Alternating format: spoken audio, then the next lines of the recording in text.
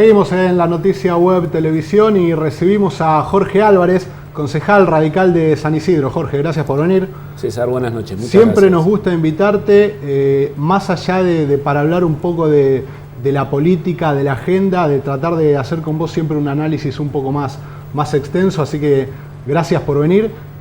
Lo primero que te quiero preguntar es sobre el primer mes de gestión, los primeros 30 días de Mauricio Macri en la Nación, de María Eugenia Vidal en la provincia. ¿Ya se puede hacer una radiografía, sacar una foto? Te doy la libertad para que arranques por donde quieras. Bueno, en primer lugar, muchas gracias por la invitación. Y en segundo término, creo que 30 días lo que nos permite es evaluar medianamente algunos indicios. En primer lugar, me parece, así como habíamos analizado la elección de noviembre, el balotaje que daba la posibilidad de entrar a un proceso del siglo XXI, la primera elección en la Argentina que respondía más a caracteres organizacionales propios del siglo XXI, con la desaparición de las fuerzas tradicionales a nivel nacional, y la primera vez que un partido político que no es el peronista o el radical gobierna, eso era un punto de inflexión. En segundo lugar, la primera impresión de estos 30 días es que continúa todavía la campaña electoral. En la Argentina es como que todavía no se frenó el proceso de la campaña electoral y hay un juego muy claro de dos usinas de información, de dos usinas que tienen la tarea de ensuciar al otro, que es lo que vemos cotidianamente en el desarrollo de las noticias. Porque objetivamente lo que tenemos que evaluar es que hay un gobierno que acaba de asumir, hay un gobierno que dejó el poder luego de 12 años con una fuerte concentración de recursos y de poder y una gran capacidad de mando, y claramente es imposible que el que se vaya del todo y el que asume tenga la posibilidad de ejercer y ejercitar su proyecto, su programa, y que legítimamente pueda ir hacia adelante. Un claro ejemplo de eso es la constitución de un relato político por parte del kirchnerismo al respecto de despidos masivos en el Estado. De lo que se puede hablar es de en tal caso de que un gobierno que entra legítimamente puede no renovar contratos a trabajadores del Estado que tal vez hayan sido simpatizantes de otro gobierno en el orden provincial, municipal y también nacional. Después claramente hay que marcar que es un gobierno que ha tenido una lectura un poco light de algunos conflictos sociales, pero sobre todo de cierta, diría, decadencia institucional que vive la Argentina y que se expuso de manifiesto en esta película de tres prófugos que no se sabe cuáles son los motivos que llevaron a que se escapen, pero sí podemos ver la secuencia de qué pasó cuando se escaparon, donde no hubo no solo coordinación entre los organismos del Estado, de la seguridad, que sería una responsabilidad de este gobierno, pero sobre todo lo que no hay es un proceso o un producto institucional, capacidad institucional de poder detectar gente que se escape de la cárcel, y eso también es una responsabilidad del gobierno que se va. Pongo un ejemplo muy claro. Sí. En el siglo XXI, tener cámaras que leen patentes hubiese permitido saber que había una camioneta que andaba dando vueltas por los lugares donde no la estaban buscando. Pasa en un puente, un lector de patentes lo va a determinar. Ahora, ¿eso es responsabilidad de este gobierno? No. Eso demuestra que durante 12 años no se invirtió una sola moneda en tecnología en materia de seguridad en la Argentina. Hay un gobierno que asume en una época cercana a diciembre, en una provincia como la de Buenos Aires, que tiene más de 12.000, 14.000 presos, que hay todo un entorno de economía en torno a los presos, desde el abogado sacapreso que le promete a la familia, en Navidad te lo saco, conseguirme una plata, etcétera, etcétera, etcétera, que obliga solo ese contexto, ni hablar de un cambio de gobierno, a que la primera medida de una gobernadora sea poner a alguien a trabajar en ese espacio. Entonces tenemos dos motivos como para ver que todavía estamos en la etapa, digamos, del proceso electoral, y el juego de los discursos propios de una campaña electoral, y todavía no podemos hablar de acciones de gobierno que uno puede, más allá de algunos anuncios, decir hacia dónde va. Igual yo te quería introducir el tema de las acciones de gobierno. Es cierto esta situación que vos marcás, las tensiones siguen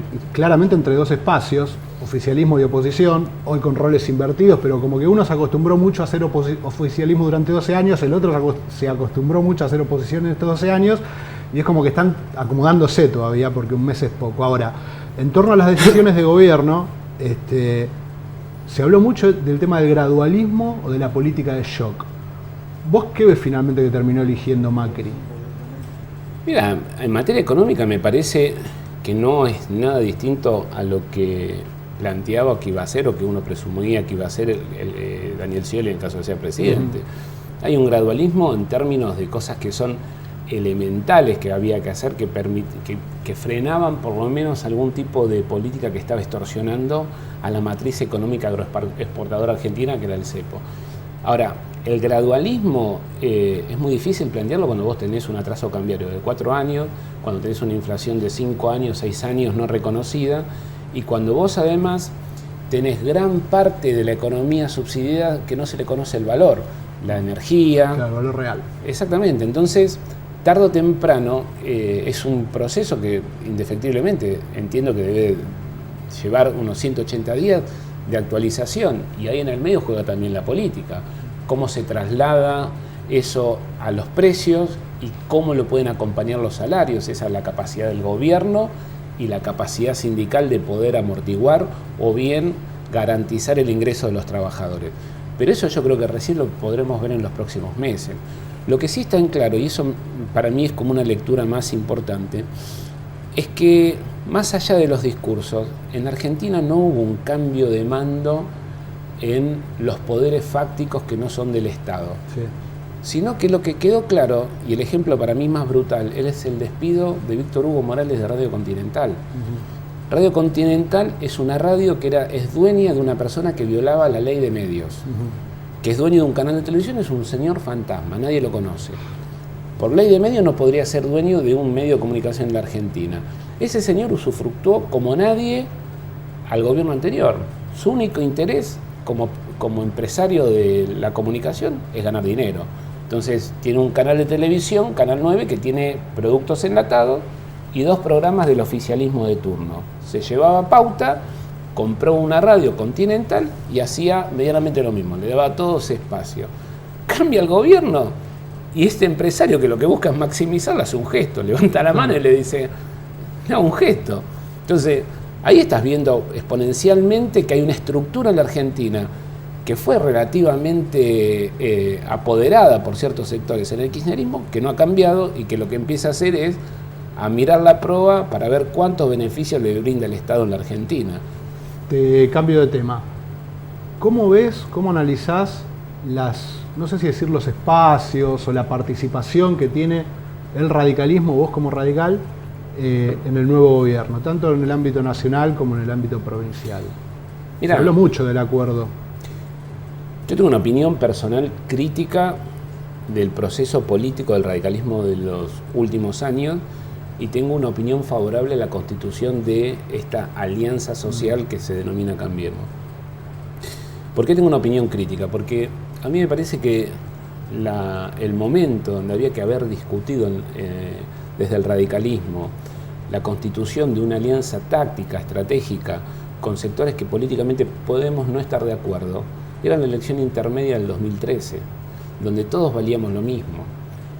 Íbamos una interna abierta, que nosotros lo planteamos en su momento, fue inclusive los motivos por los cuales yo ni siquiera participé en el proceso orgánico del radicalismo, y confluíamos, discutíamos un programa, estábamos todos en condiciones similares y le podíamos ofrecer a la sociedad argentina de alguna manera cuál era la perspectiva de nuestro programa, pero a la vez también podías construir relaciones de igualdad para conformar un gobierno. El mejor modelo, la concertación chilena. Ahora, hacer este acuerdo después de la convención de Gualeguaychú, donde el radicalismo era un partido político sin atractivo electoral, sin candidato a presidente atractivo, con un candidato que tenía chances, que era atractivo, pero carecía de estructura en territorios chicos, te volvía casi a tiro de cualquier decreto, que es lo que termina pasando. El radicalismo hoy es un socio menor en Cambiemos, tiene figuras por separado, pero a esta altura ya me parece que es un hecho relativo en torno a lo más importante, que es lo que tenemos que analizar, que es que si esta alianza social le va bien, claramente los que son los originarios de color amarillo pueden decir es nuestra y conducimos, y se consolidan como el partido no peronista de la Argentina. Si le va mal, perdemos todos, el país, pero también los socios políticos de esta alianza. Entonces es una encerrona. Yo creo que lo que hay que entender es un nuevo ciclo, un nuevo contexto. Los territorios en la Argentina se han vuelto mucho más importantes que las organizaciones políticas. Hay 70, 80 territorios, municipios, ciudades en la Argentina que deben representar cerca del 75% del padrón electoral del país. Con lo cual, eso es lo que modifica la estructura organizativa política de la Argentina. Entonces, hay que entender que esto trae un gobierno muy complejo, porque hay una representación que es la del Senado de la Nación, que es de las provincias. Hay una representación que sale del territorio más grande, que es la provincia de Buenos Aires, la cantidad de diputados, y hay un presidente que tiene un mandato presidencialista en un país donde el presidente tiene poco poder. Es complejo. Entonces, es una época de dialogar mucho. La última que te hago, el fenómeno de los nuevos intendentes del peronismo, ¿es un fenómeno que hay que analizar o es un cambio de nombres para el peronismo de cara al futuro y seguirá siendo siempre igual? Opino como un ciudadano desinteresado en este momento. Yo creo que el peronismo ha dado muestras muy claras de haber leído todos los libros de Darwin.